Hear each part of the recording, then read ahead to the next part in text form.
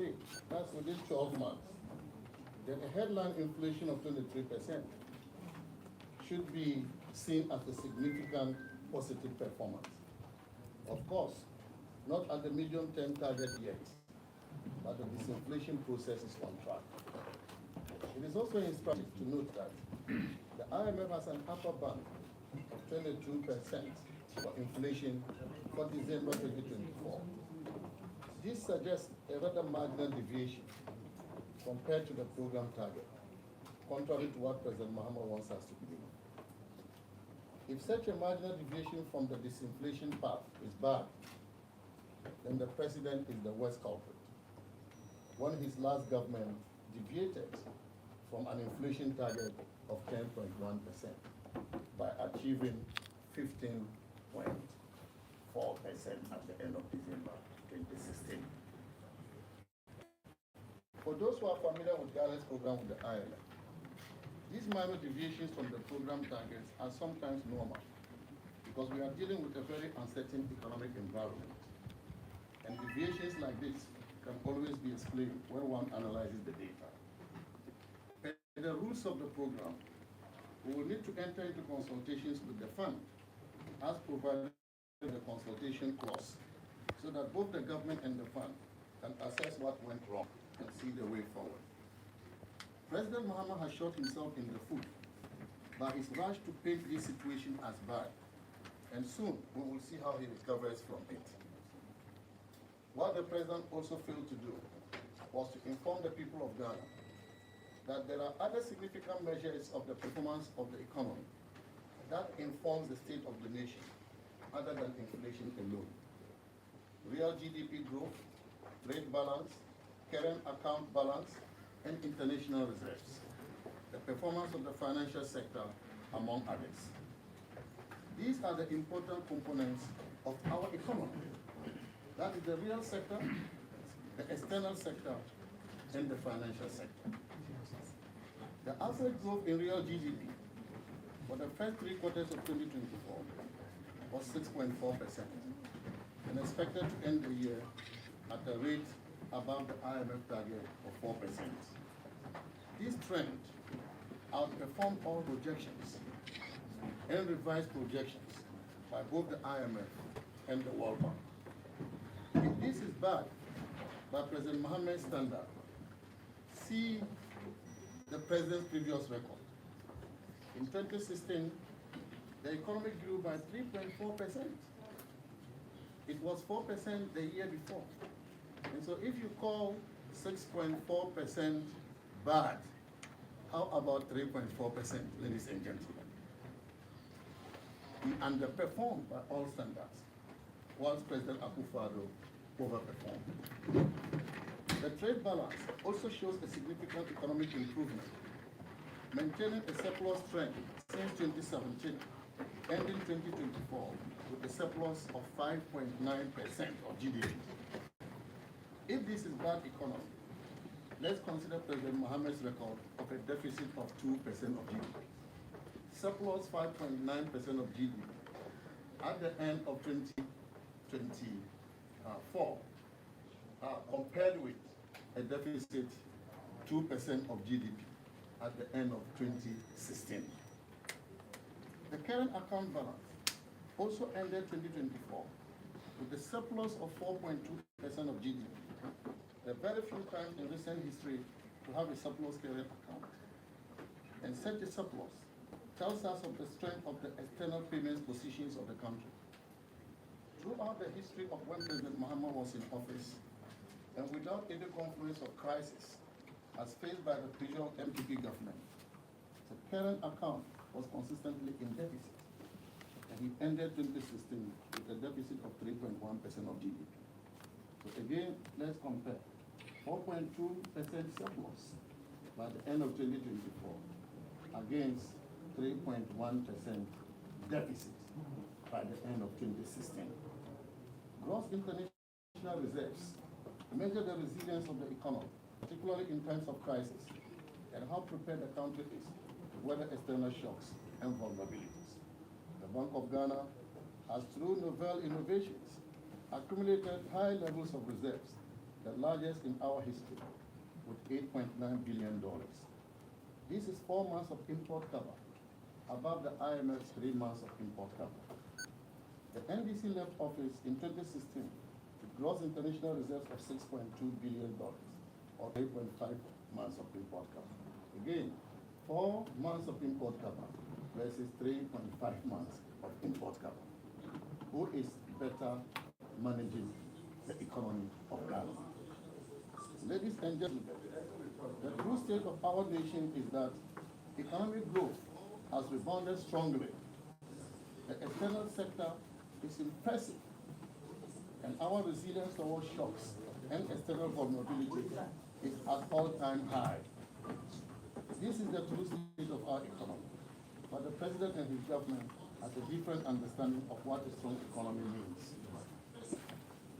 President Mahama again cited the headline inflation of 23.8% and the 19% rate of depreciation of the cedi for 2024 as indicators of a badly managed economy.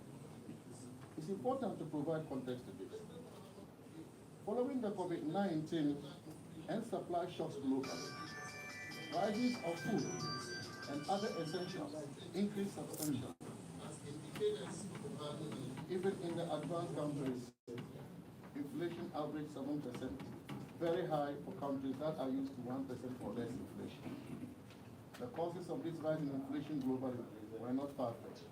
For example, COVID-19 slowed down the world economy due to lockdowns and the closure of factories and offices, including major port facilities across the world.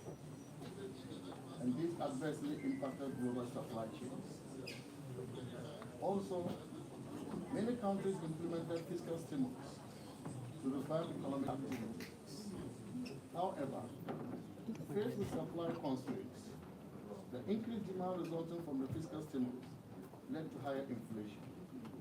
To control inflation, the central banks of many countries, led by the advanced economies, resorted to monetary tightening by increasing rates. This led to significant investment reversals from small open economies like Ghana, weakening our currency and fueling the rise in inflation. This, together with imported inflation, pushed Ghana's inflation sharply to 54% by the end of 2022.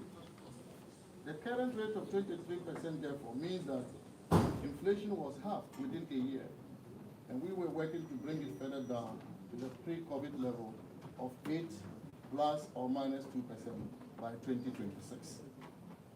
Whilst 23% is still high, the effort to bring it down from 54% has been significant. It must be noted that before COVID-19 struck the world, the NPP demonstrated a record in inflation management. We brought inflation down from 15.4% in 2016, handed over to us by President Mahama, to 11.8% in 2017, 9.4% in 2018, 7.9% in 2019. Inflation for 2 successive years remained a single digit, the largest period in our recent economic history. The effect of the pandemic began to be felt from 2020, when inflation rose to 10.4% in 2020, 12.6% in 2021, and then to 54% at the peak of the global economic crisis in 2022. Even laymen can understand this. How the current managers of the economy cannot understand this can only be born out of political dishonesty. The adverse circumstances the NPP administration faced were unprecedented, but such did not exist when President Mahama's government achieved headline inflation of 15.4%, above the target of 10.1% in 2016. We know that there's an inverse relationship between inflation and the strength of a currency. A higher depreciation of the currency will automatically pass through to inflation in developing economies like Ghana. This means that inflation will also be higher, and the reverse also holds. Therefore, Following the sharp depreciation of the cedi in 2022 by 50%, inflation was also going to rise sharply. This strong pass-through would naturally be a major challenge for the managers of the economy.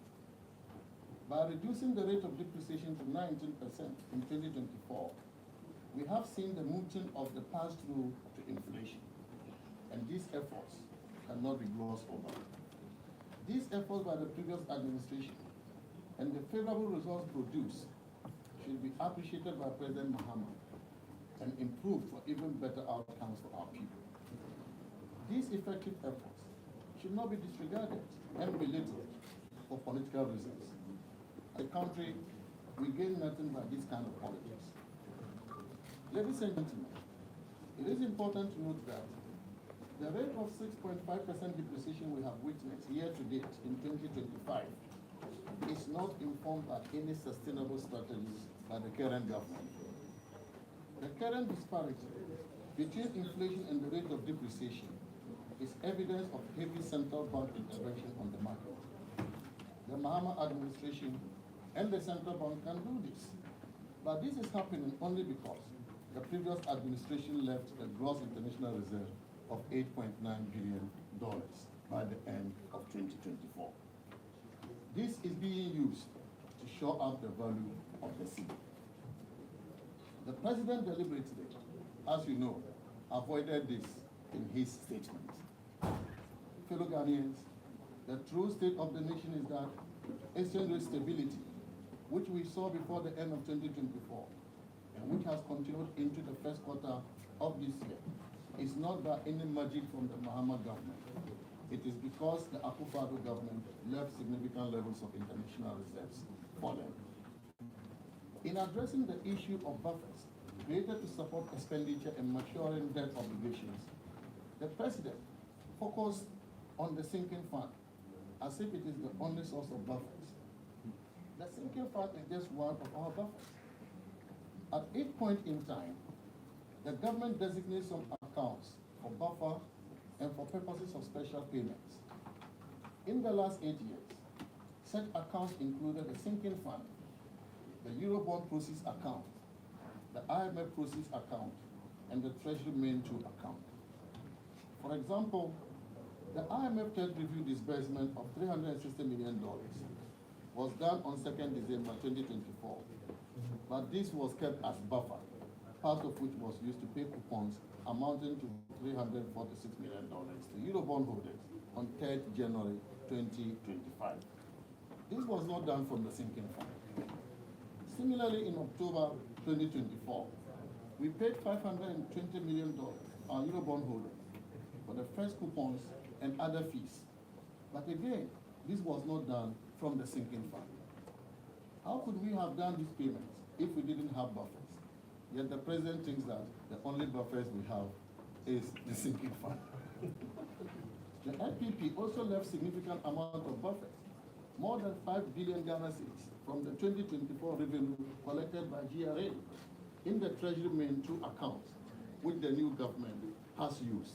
Yet the president failed to talk about it and focus only on the sinking fund.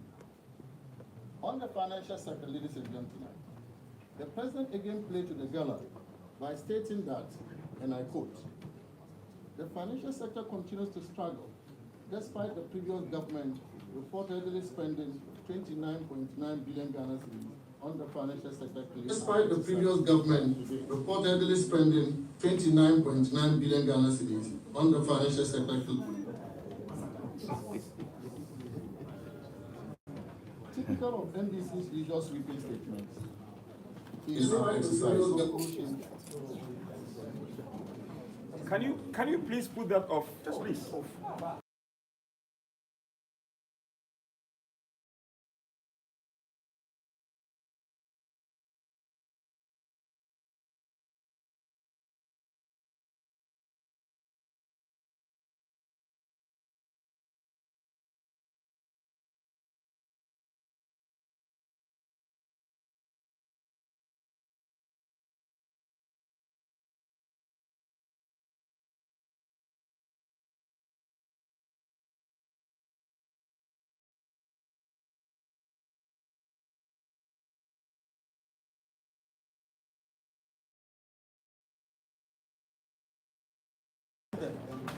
again played to the gallery by stating that, and I quote, the financial sector continues to struggle despite the previous government reportedly spending $29.9 billion on the financial sector cleanup exercise to date, unquote. Typical of NDC's usual sweeping statements, he made this conclusion without providing any basis. Whilst we sympathize with those who were adversely affected by the financial sector cleanup, the exercise was well intended to protect the banking industry from collapse, protect depositors' money, and revive the economy. The evidence today shows that, notwithstanding the GDP effects on the local banks, the financial sector has become stronger, with banks posting impressive financial ratios and returning to profitability. This is the true state of the financial sector in Ghana. The Bank of Ghana's recent publication, Summary of Economic and Financial Data, January 2025, provides very rich information about the performance of the financial sector. The annual growth in total assets of the financial sector as at the end of 2024 was 33.8%, and total deposits by 28.8%. Similarly, in terms of liquidity, core liquid assets to short-term liabilities grew by 46.3%. The capital market shows similar strong performance, with the GSE All-Share Index year-to-date growing by 56.2% by December 2024.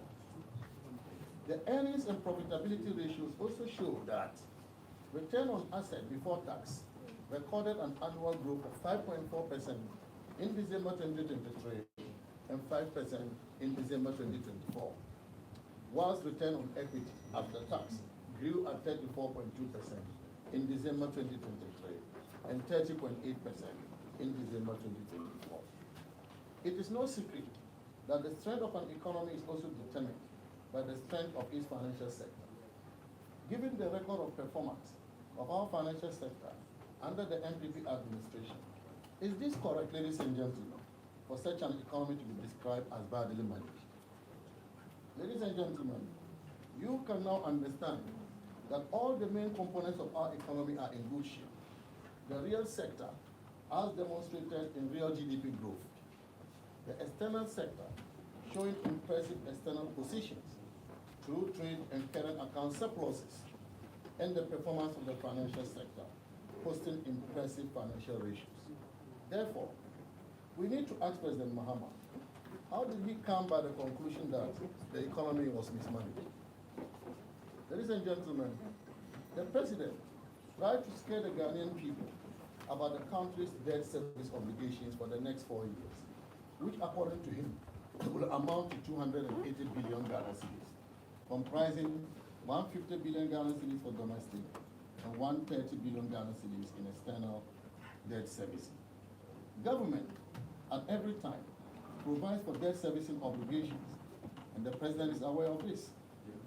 We expect the president to mobilize the funds and stop complaining, such as what every government in Ghana has done to service our debts. The NPP did that when he left us with debts in 2017. Our debt management strategy has ensured that Ghana's debt levels have decreased substantially, and so are our debt service, taking a significant burden off the government. We have ensured that through strong negotiations, the servicing of Ghana's debts owed to our official bilateral creditors, $5.4 billion, has been rescheduled until after 2026. The NDC government didn't negotiate this. The agreement we reached with the Official Creditors Committee for Ghana entails a rescheduling of all debt service, principal and interest, falling due between 20th December 2023 to 31st December 2026. As a result, no debt service under bilateral debt will be paid until after 2026. I want to repeat that. No debt service under bilateral debt will be paid until after 2026. including the debt we didn't pay in 2023, since we declared the debt standstill. This was negotiated by the NPP government, that we will not pay our debts to our official creditors until after 2026. Ladies and gentlemen, the rescheduled amounts to be paid are expected to be repaid in 16 years and in 17 years respectively after their contractual due date. We'll start servicing after 2026, but the amount we are rescheduling between 2023 and 2026, we won't pay them at all until after 16 and 17 years when their contractual due date have expired. This is the work the NPP government has done. Delays in payments will be compensated for by interest accruing on the amounts at concessional rates ranging between 1% and 3%. This offer applies to all our official bilateral creditors and ECA-backed facilities signed and disbursed before end 2022. Ladies and gentlemen, as you can see, this provides breathing space for the new government. The NPP is not in government to benefit from this. It's breathing space, significant breathing space for the new government. Yet President Mahama will not talk about that. In addition, the debt service relief from this negotiation stands at $2.8 billion, which the government of Ghana will have paid, but which now stands as savings to the country. Again, President Mahama will not talk about this. Even with such a great work done by the NPP government, the president could not acknowledge it. Rather, he sought to take an end credit for it when he stated in his address, and I quote, "We signed a memorandum of understanding with our official creditor committee to formalize the debt treatment agreed upon with official creditors. This marks a crucial step towards Ghana's restoration of long-term sustainability. The agreement will enable financial resources to support and strengthen economic recovery," unquote. I say to Mr. President, you did not sign any MOU. What Ghana needed to do to reach an agreement was to express consent to the terms of the MOU in writing. This was done on 12 January 2024 to reach an agreement in principle, later firmed up after further negotiations in June 2024. We paved way for the second successful review of the IMF program implementation. The OCC members, the participating creditor countries, 25 of them, were those required to sign up individually, which all of them did, except 3 countries that delayed because of their long internal processes. These countries finally signed up in January 2025, and that is why President Mahama wants to take credit for this. Mr. President, you played no role in this.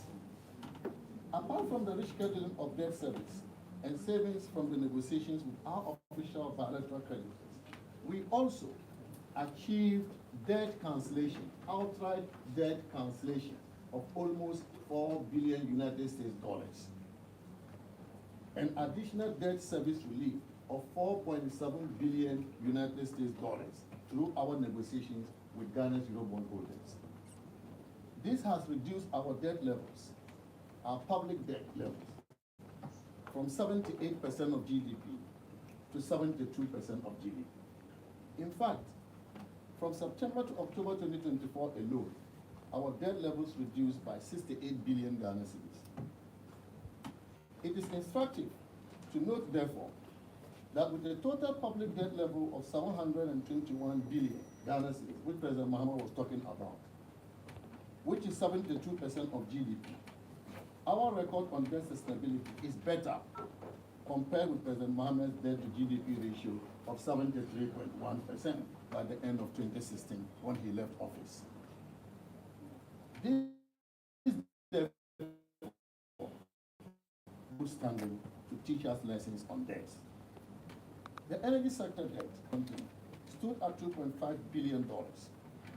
According to the Ghana Energy Sector Recovery Program, the energy sector was badly managed by President Mahama to the extent that the debts could reach $12 billion in 5 years if nothing was done about it.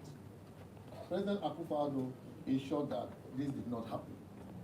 And we ended our administration with $2.4 billion debt in the energy sector, less than the $2.5 billion we inherited from President Mahama in 2016, and notwithstanding the fact that President Akufo-Addo kept the lights on. The NPP administration kept the lights on by spending $6.2 billion in the process over 7 years, with 2024 expenditure on energy alone standing at $1.4 billion. It is important to state also that the bulk of the ECG debt the President referenced in his address came from excess capacity payments because of take-or-pay energy contracts signed by President Mahama. These payments could not be reflected in electricity tariffs because PURC allows for only the cost of energy consumed to be in tariffs and not the cost of contracted energy. This is what resulted in the debts. And so we ask, as we often do, who calls him? Mahama. President Mahama should have been the last to come talking about energy sector debts, when the bulk of the debts were caused by deals that he signed in his previous administration. Even with these debts from President Mahama's energy deals, Nana Akufo-Addo kept the lights on. We expect the President to do the same. Keep the lights on, Mr. President. The President refers to some 55 stalled projects funded from external resources because of non-disbursement of $2.9 billion, pales in the shadow of the savings we have made for Ghana, which he's going to be a beneficiary of anyway. The consequent savings Ghana is making through the rich schedule of the debt service in respect of this project shows that our debt management strategy was masterstroke. The reason the President must applaud us rather than doing politics with it. We wish to state, without any equivocation, that unlike the NDC, the MPP administration borrowed to develop our country. By the end of our administration, we increased the size of GDP by $20 billion and created 2.3 million jobs in 8 years, the highest job creation of any government since independence. This contrasts with the previous Mahama administration, which supervised a contraction in GDP by $10 billion between 2013 and 2016. The President's assurances to bondholders about his commitment to honor matured coupons is good. That is what this government must do to continue to increase investor confidence in the economy. However, to present this as a new policy or measure is to play mischief. The honoring of the matured coupon payment of 6 billion Ghana cedis in cash and 3.4 billion Ghana cedis in kind due in February 2025 to all domestic debt exchange program bondholders, which President Mahama's government did, was the fourth of these payments. The previous 3 payments under the NPP administration. So it is not new. I was even shocked because when we did the payment, the 3 payments, it was the Ministry of Finance which issued statements. I was shocked that for the 4 payments, the President himself issued a statement as if to say that this is an achievement. Okay, this is the first time this is happening. I was very shocked. And I was wondering how the professionals at the Finance Ministry, who usually do this, were feeling. I was wondering. Such professionals have been have to shut up for the President to do that job. In fact, the previous NPP government honored these 3 previous payments to domestic bondholders between August 2023 and December 2024, totaling 17.25 billion Ghana cedis in cash and 9.77 billion Ghana cedis in kind, based on the prescribed payment terms. Also, individuals who did not tender their bonds were paid coupons amounting to 515 million Ghana cedis at various times between 2023 and 2024, in line with the MOU signed between the government and the coalition of individual bondholders. And we did this payment without all the noise about sinking fund. The breakdown of the payments were as follows. First payment, August 2023, total payment of 8.55 billion Ghana cedis. Second payment in February 2024, total payments of 9.11 billion Ghana cedis. And the third payment, August 2024, total payments of 9.35 billion Ghana cedis. Energy sector. The government's handling of the power situation has increased uncertainty about economic growth prospects this year. The promises by the president in his address to the nation to fix the current doomsday cannot be different from those he made during the 4 years of doomsday endured by Ghanaians between the end of 2011 and 2016. Not even the creation of a new ministry of power by him could save the nation from the excruciating effects of doomsday, resulting in the dismissal of then Minister for Power in January 2015. Even in 2016, there were major power interruptions which were blamed on maintenance and what was described as localized faults, a new term for PR stunt intended to cover up doomsday, as the government was avoiding issuing load shedding timetable despite public demands for it because the general elections were close. Yet, the Ghanaian people knew doomsday had not ended because they lived with it and continued to suffer from it. Mr. President, you did not fix doomsday as you claimed in your address. Oh, boy. Your record on doomsday is abysmal, unlike your predecessor, Nana Addo Dankwa Akufo-Addo, who kept the lights on. Yeah.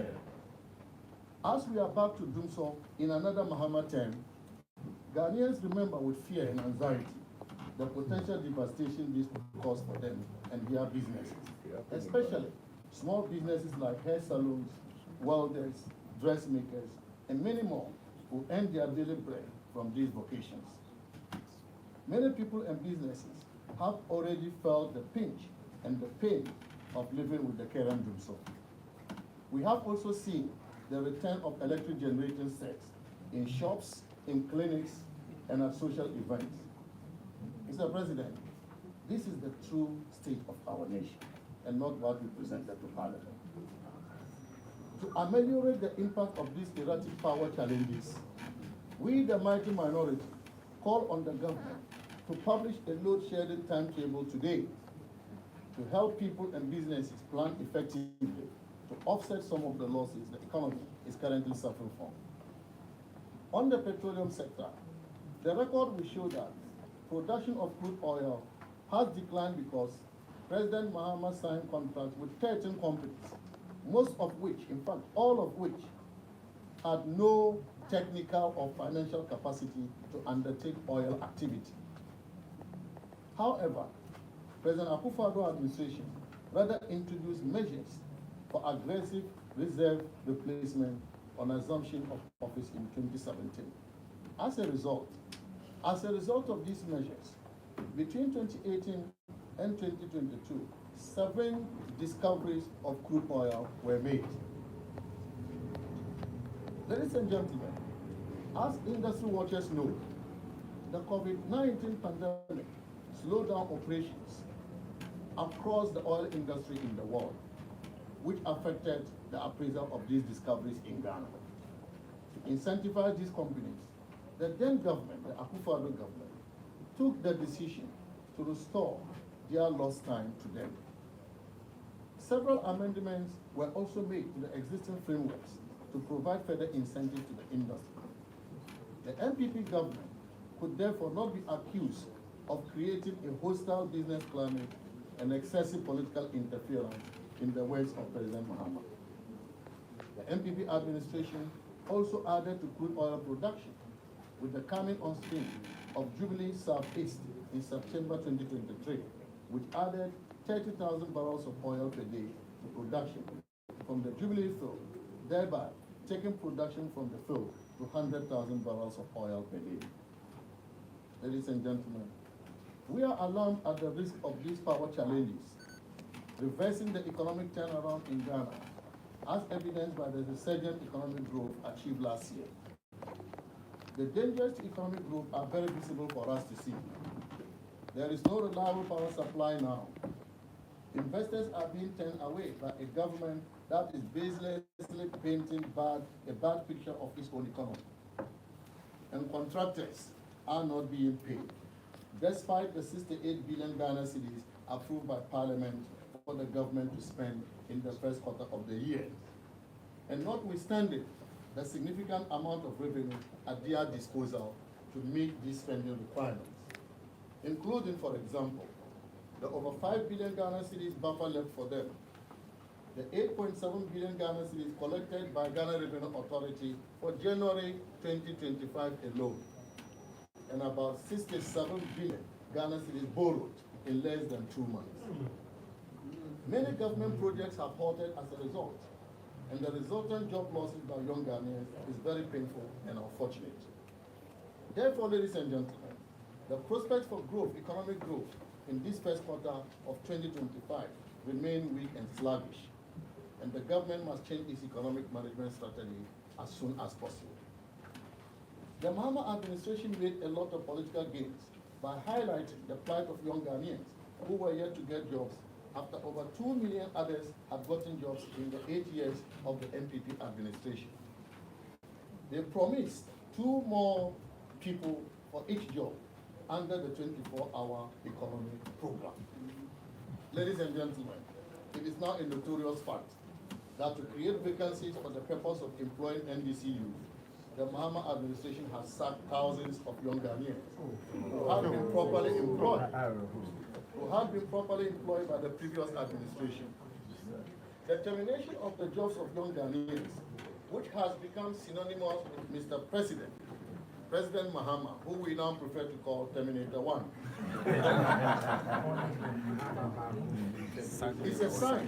is a sign of what is yet to come.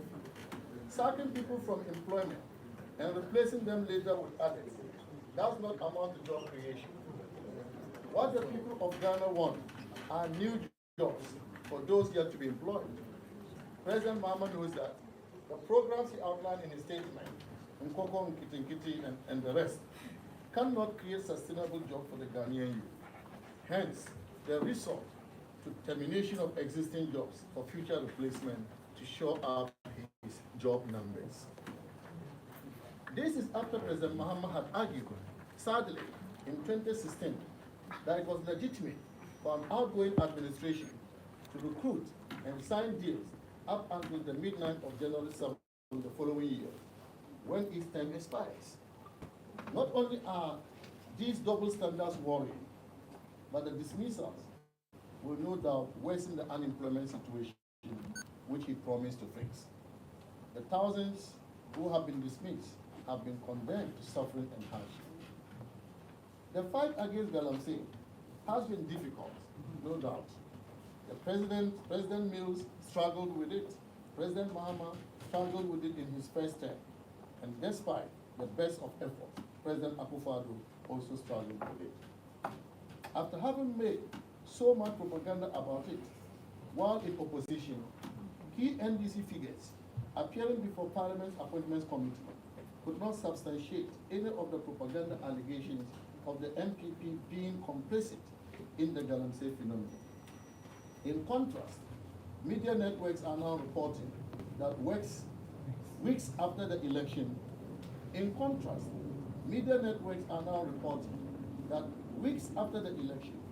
known NDC kingpins in the Ashanti region have invaded some forests and commenced Galamsey activities there.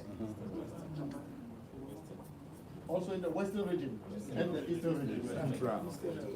And western north, all over. Central. The president is quiet, silent on all this. On the 19th day of January 2025 edition of the Ghanaian Daily Graphic, it was reported that illegal miners numbering about 60 breached the Anglo-Gold Ashanti Mine security fence and intruded at Port D. The aim of the illegal miners was to enter the deep decline.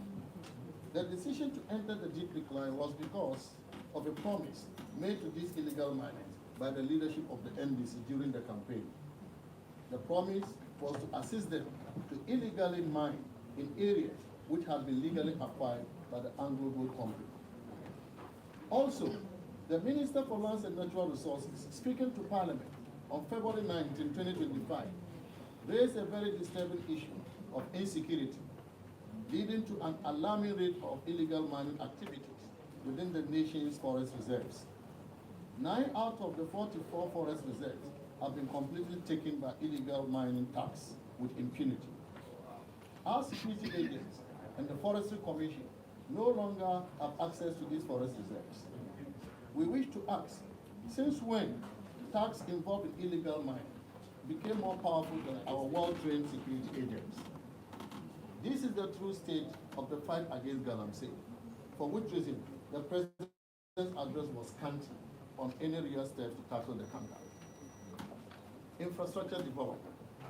The President conveniently omitted from his address the strides made in the housing sector under the immediate past administration. This included the completion of some of the stalled projects inherited in 2017, like the Asokore Mampo housing project, resumption of works on the Adenta SHC estate, and the selection of a private partner to commence work on the completion of the settlement project. Additionally, 1,000 homes were delivered to the security services, 1,000 homes delivered by the TDC, and nearly another 1,000 homes by the State Housing Company. The administration also set up the National Home Ownership Fund that has delivered about 500 homes so far. The President failed to mention that the Ministry of Finance under President Akufo-Addo gave approval to GIF to set up a GIF housing sub-fund to receive funding for bankable housing projects, while the Ministry of Housing rolled out a PPP framework to stimulate housing. These strides made in the housing sector marked an unprecedented change in the approach to resolving the housing deficit in Ghana.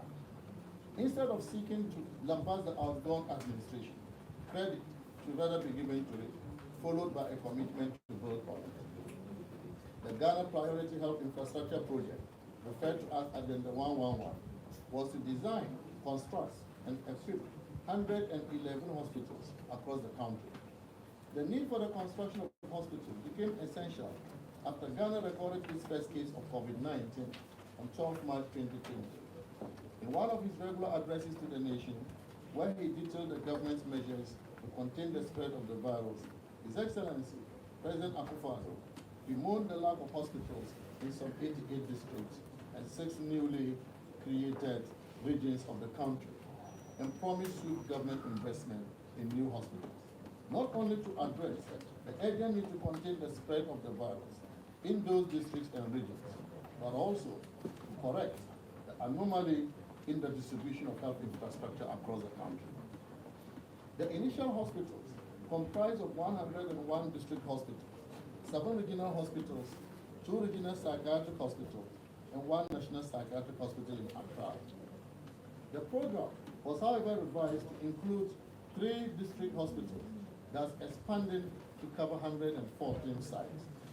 As at the 3rd December 2024, progress on completion of civil works were 37 sites achieved 70% completion and above.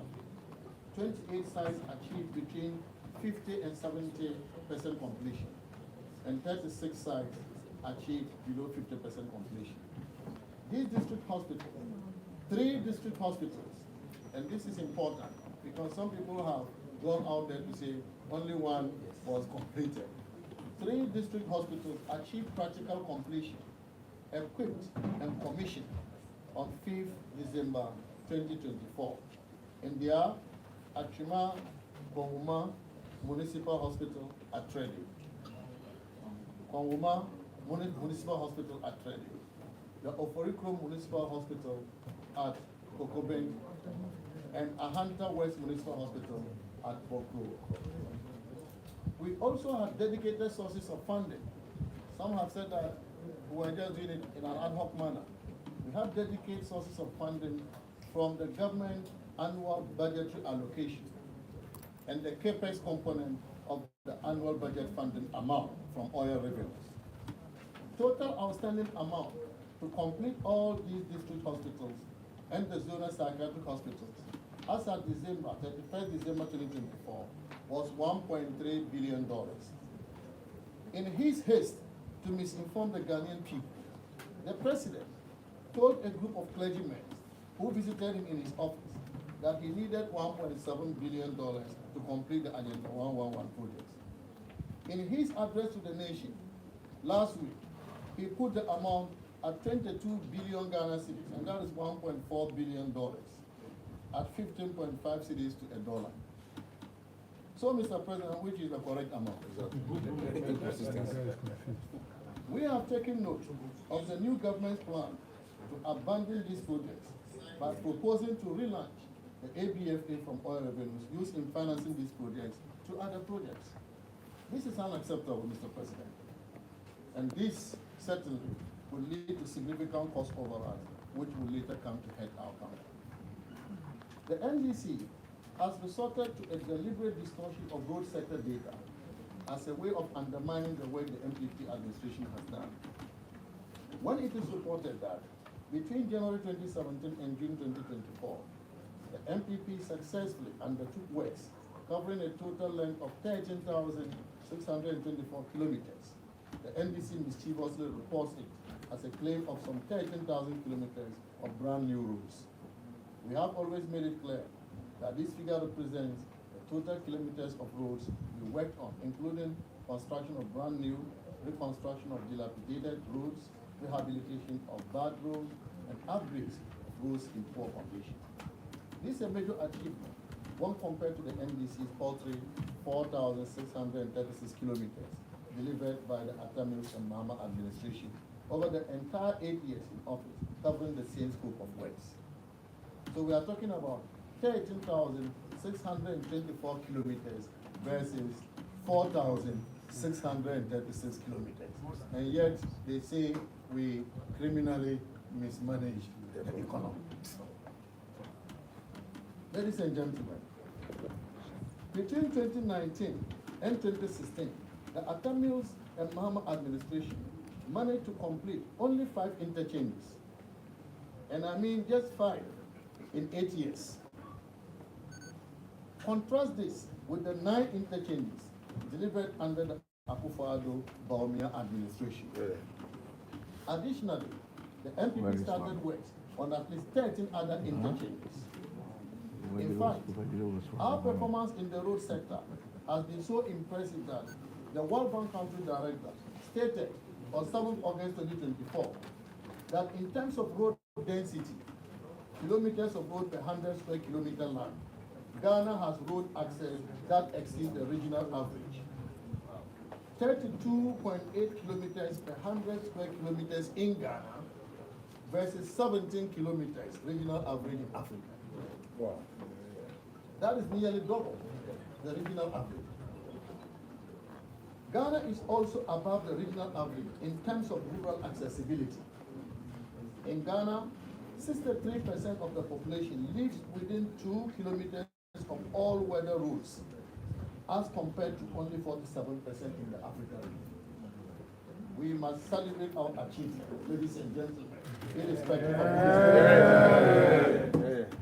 we must celebrate our achievement, irrespective of who is doing it. It is Nana Akufo-Addo who did it, let's celebrate. In Mahama did it, let's celebrate. But we must celebrate our achievement as a country. Ghanaians can judge for themselves when it comes to roads and infrastructure. The record is clear. Our vision, our delivery, and our impact far surpass anything our predecessors achieved. Education. Throughout the president's address, the president did well to explain to the nation his vision for education, his commitment to continue the implementation of free senior high school is commendable. We also commend him for his commitment to continue President Akufo-Addo's drive to boost the tertiary gross enrollment ratio.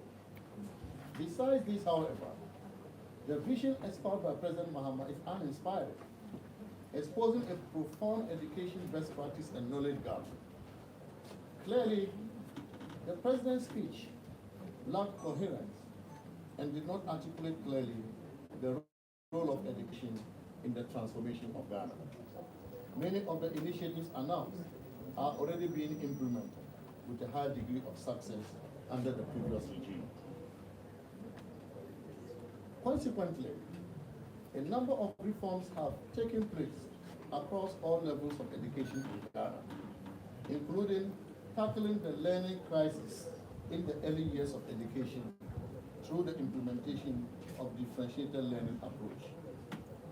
In the face of COVID-19, teachers and other education workers came together and saved our nation from what could have been catastrophic learning losses. By working together, our primary two literacy jumped from 2% in 2015 to 38% in 2022. To equip learners with 21st century skills at the secondary level, the Ministry of Education, under Akufo-Addo's administration, had a total overhaul of the country's secondary education curriculum with a focus on improving national values, promoting STEM education, and preparing learners for the field of work. To make sure that our students meet global standards and participate in the fast growth of digitalization, advancing STEM education for Ghana's transformation was a key focus in our government. Thus, 13 STEM schools have been built across the nation. These include Awoso STEM Senior High School, Kwasi STEM High, East Legon STEM Academy, Passington STEM SHS, Bosenki STEM, and Girls HSS, and so on. In addition to that, over 20 STEM centers have been built in existing schools across the country. Contrary to the assertion by the President that the Ghanaian education system is outmoded, we have rather enhanced our education system during the last few years.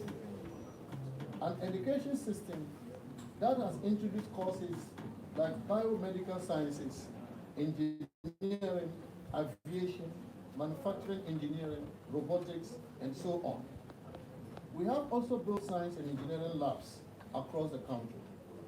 This system of education cannot be described as outmoded. It cannot be described as outmoded. Robotics.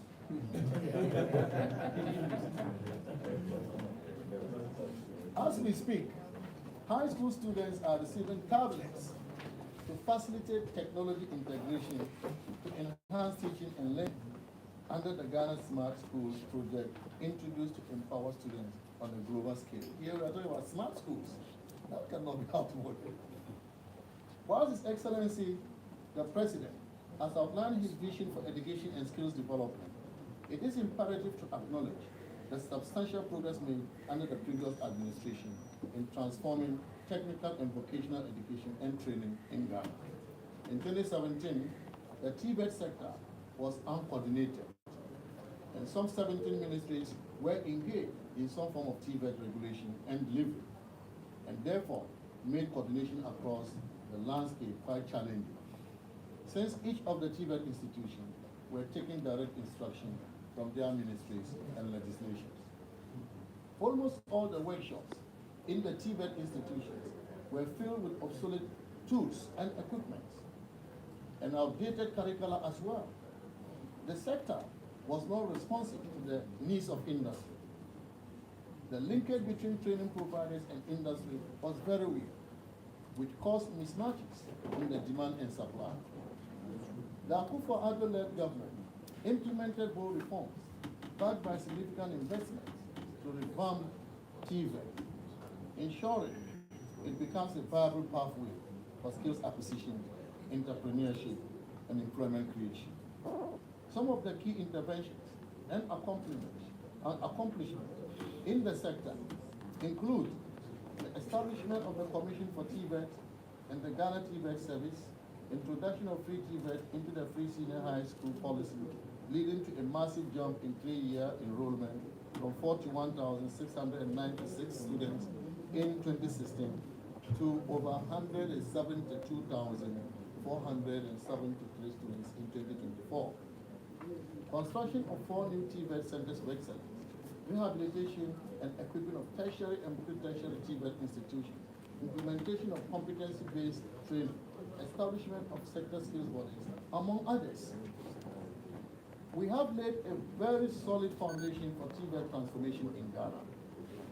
The focus should now be on consolidating these gains, rather than presenting an inaccurate narrative that disregards these achievements. The future of TVET in Ghana depends on building upon those robust interventions to further enhance skills development and economic growth based on our proposed TVET policy. That focuses on just transition, governance, access, quality, sustainable and efficient financing, research and innovation, competency-based training, and environmental sustainability. A little on the judiciary. The president complained about politicization of the judiciary and the need to make it independent. This is very unfortunate.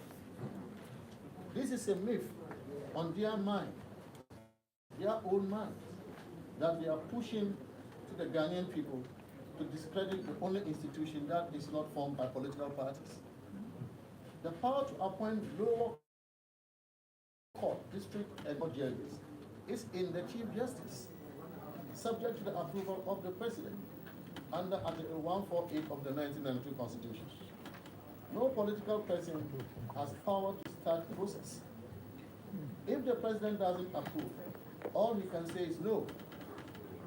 What evidence then has the President got to portray that our judiciary has been politicized? Pursuant to Article 144 Constitution, superior court judges are not appointed by the President alone. His choices must be approved by the Judicial Council and by the Council of State. Any refusal by any of these bodies means the President's nominee will not become a judge or be promoted. By Article 153 of the Constitution, the Judicial Council is made up of 14 constituencies. The President contributes in the selection of the Attorney General and 4 non-lawyers to the Council. How is the President suggesting that these non-lawyers that he sends can politicize independent thinking of the remaining majority on the Council? Judges are professionals who must serve our democracy free of insinuation that intimidate them. I say, if they don't toe a political line, they will not be appointed to the next level. It is such utterances by politicians that can affect the ability of judges to serve the country independently. If that is what he wants to achieve, then it is unfortunate, really unfortunate. After all, he kept saying that his party will look through their ranks and encourage them to become judges, to serve the interests of his party. Therefore, in our view, the President's statement about politicization of the judiciary is only an expression of his own agenda, which he kept touting before the elections, if we recall. That's true. Insecurity. Ghana has been ranked the second safest destination in Africa by Alteza Travel, a global tourism firm. According to their 2025 tourism report, Ghana boasts a remarkably low crime rate, surpassing even countries like Canada, Greece, and Australia in terms of safety. Under President Akufo-Addo, a deliberate policy and planning had been implemented to enhance Ghana's peace and security. The crime rate in the country, for instance, has reduced significantly following the increase in police visibility. The visibility has brought discipline on the roads and made communities safer. However, in a rather contrasting and worrying view, following the election of President Mahama in the 2024 general election, several acts of lawlessness and violence have erupted in the country, leading to the arrest of 100 people suspected to be supporters of the ruling party. And this is according to BBC report, December 11, 2024. Supporters of the newly elected president, who won jobs, have allegedly attacked some state institutions, looted property, and engaged in disturbances that have left some police and military personnel in jail. The president was silent about all this. How can you talk about the state of the nation without talking about the spate of violence and lawlessness that we are all witnesses to over the last 2 months? Ladies and gentlemen, I'll give you a few instances of this violence. At Ayenswano, angry youth set the Electoral Commission officer base.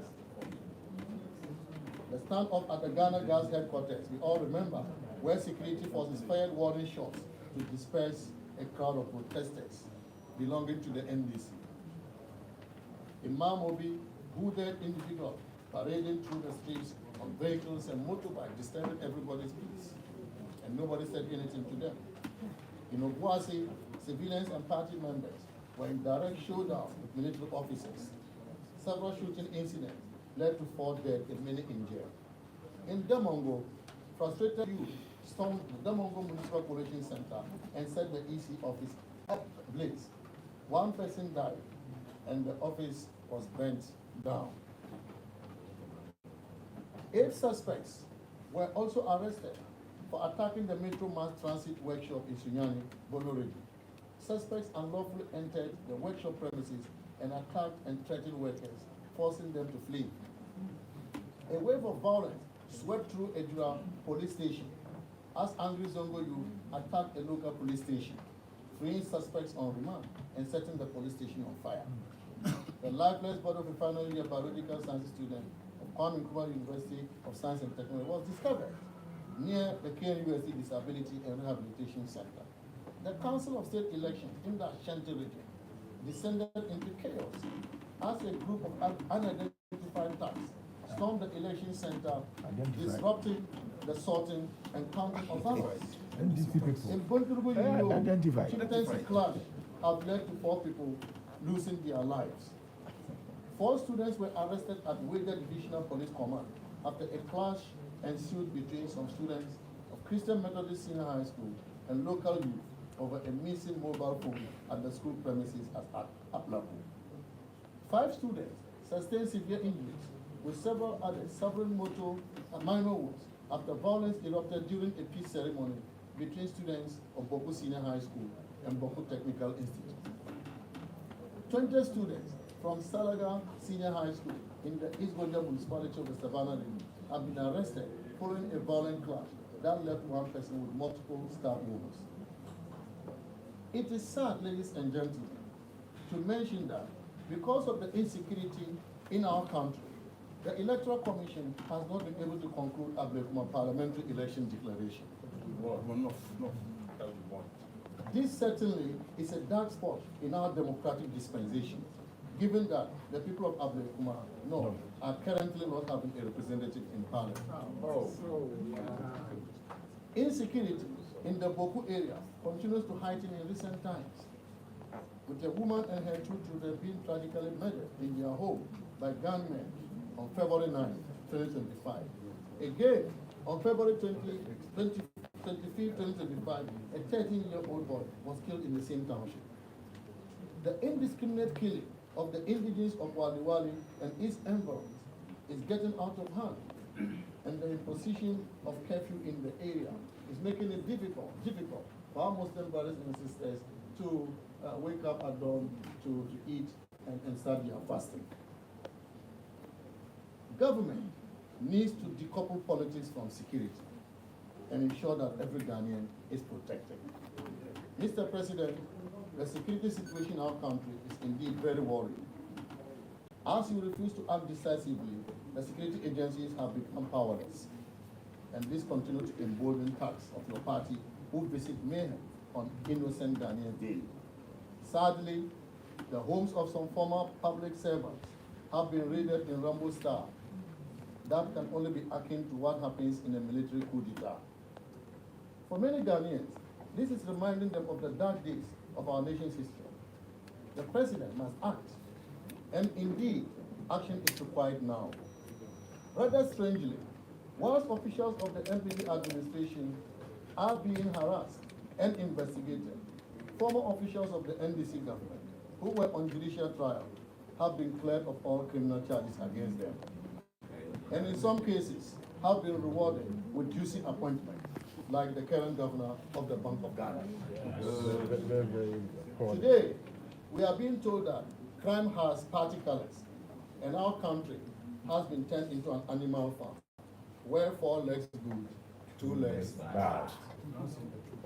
In conclusion, ladies and gentlemen, we the mighty minority are ready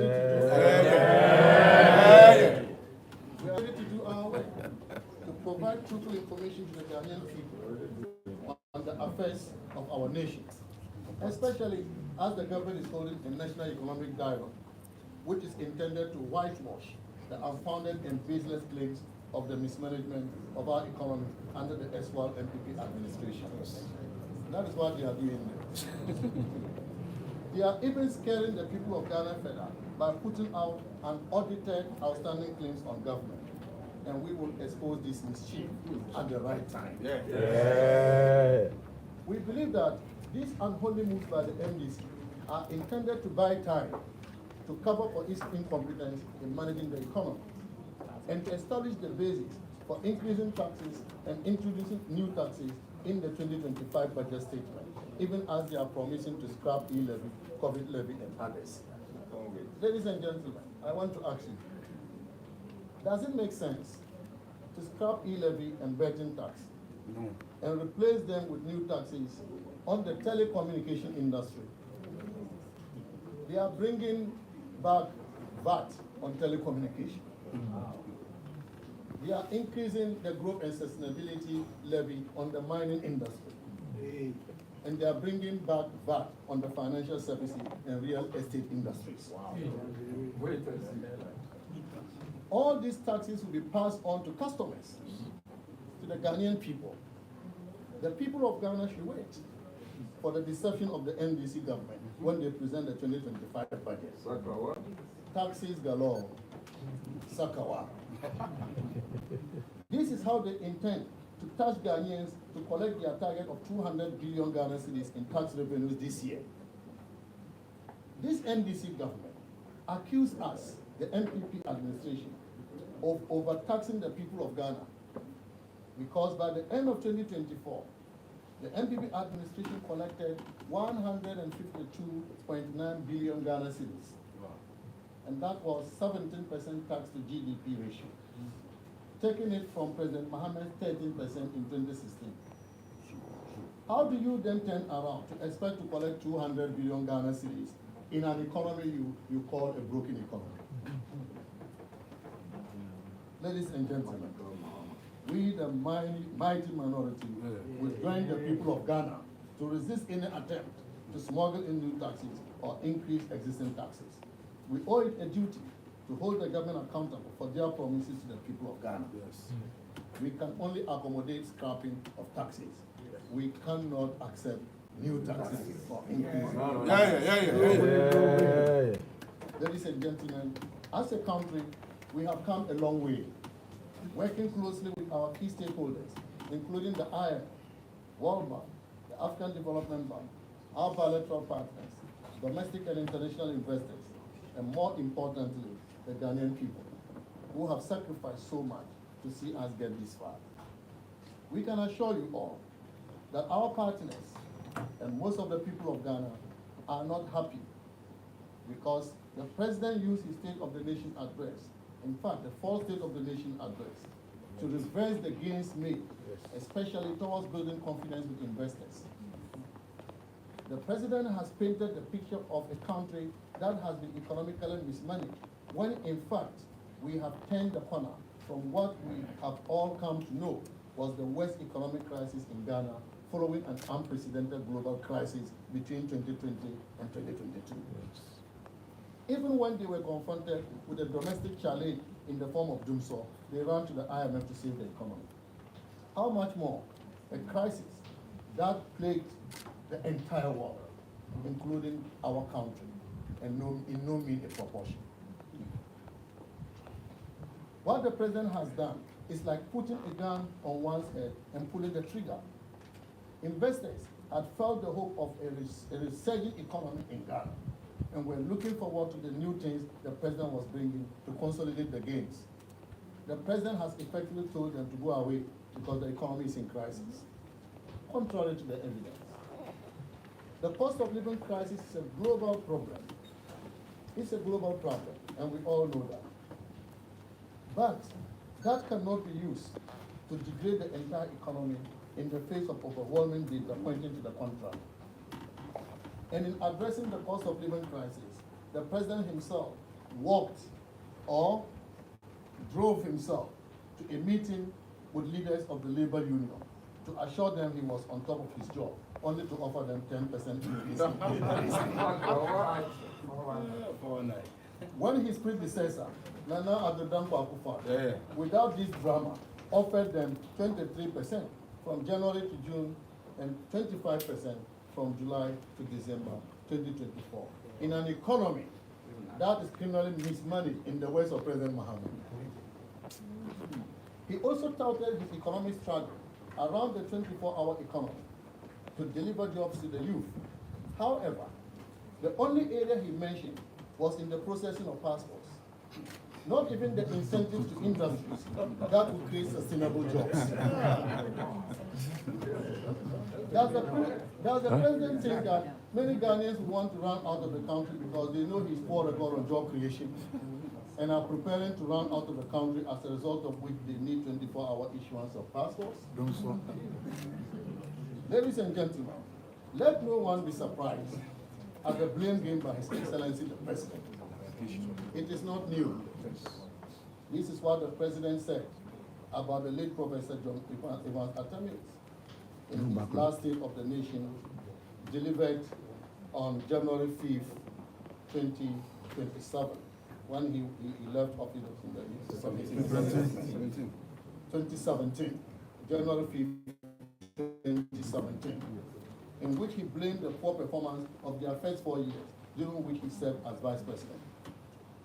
And I quote, Mr. Speaker, we inherited in 2013 an economy that was running a high deficit, with increasing inflation and interest rates. Mr. Speaker, we inherited in 2013 an economy that was running a high deficit, with increasing inflation and interest rates. It was also characterized by a rapidly depreciating currency. This unstable macro environment created an unfavorable investment environment for both indigenous and foreign capital, as well as investors. Our forum at Senchi was an attempt to forge a consensus for a homegrown fiscal consolidation program. The Senchi outcome eventually became the basis for the IMF Extended Credit Facility Program we are implementing. Unquote. This is President Mahama's statement. About the government he served as Vice President. So, ladies and gentlemen, it appears we are back there. We are back there. Yes. With another round of blame game. Lamentations. And don't forget, and another national economic dialogue. And don't forget, with the same Dadanua, His Excellency John Dramani Mahama, who promises to create jobs and begin by firing those who have jobs. Ladies and gentlemen, fellow citizens, this is the true state of the nation. Yes. Which the mighty minority has presented.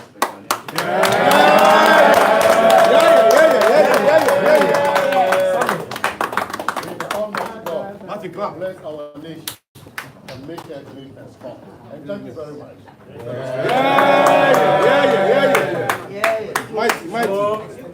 Ladies and gentlemen of the press, that is the true state of the nation. Yes. And you know, we are all well versed with the facts. So we'll leave you to go and deal with them at your various news portals. Thank you very much, and have a great day. I'm sure you can still wait for me, and we'll do our own.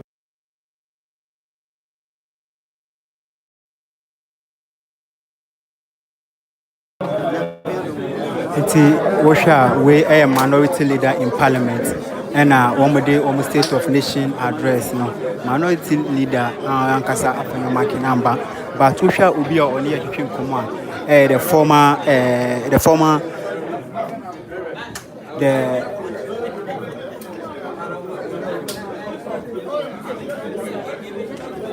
the former finance minister and ultimately about to train Komo.